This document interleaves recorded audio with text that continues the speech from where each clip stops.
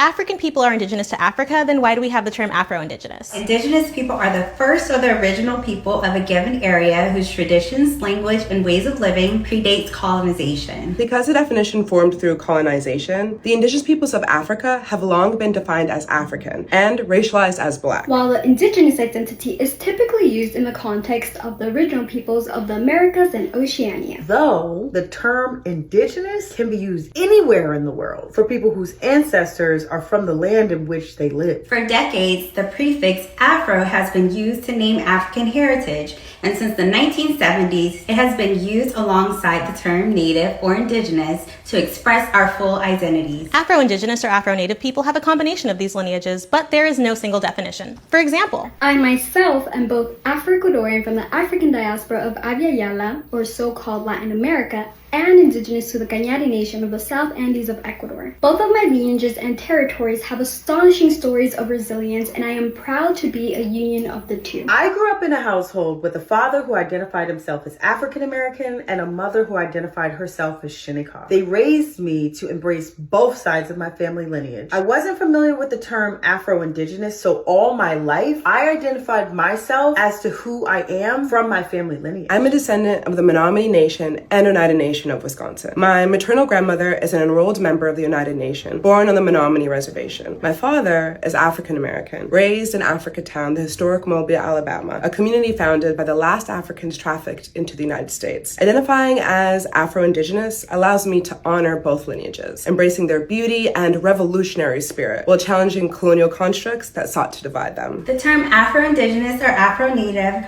resonates deeply as someone with one Black parent, African American, and one Seminole parent, Native American. It acknowledges both sides of my heritage and the history that connects them. Historians estimate that by 1860, up to 15% of people in nations including Cherokee, Seminole, and Choctaw were of African descent. Many Black American families in the United States have family oral histories of indigenous heritage, including mine, but may not have formal records due to the legacy of enslavement. Many nations have made efforts to include Black Americans with indigenous heritage, which has fostered healing within and between our communities. Our ancestors paved the way for our existence today. Many escaped Africans found refuge with the Seminoles in Florida that created bonds that shaped our histories. And in many cases, there are shared histories of resisting colonial and white supremacist forces. In Abya Yala, the African diaspora descendants of West Africans have historically allied with indigenous nations to resist colonization and foster unique cultural exchanges and communities, while indigenous nations for generations have created a strong sense of identity to their territories. Afro-Indigenous peoples sometimes face challenges in having our full identities recognized and respected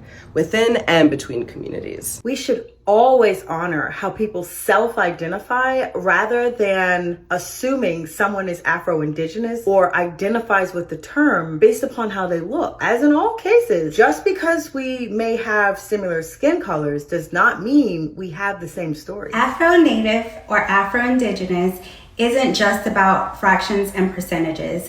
It's about the lived experience, connections, community, and belonging. Together we honor the dual resistance of our ancestors, defending indigenous sovereignty, honoring histories and traditions, and protecting the land.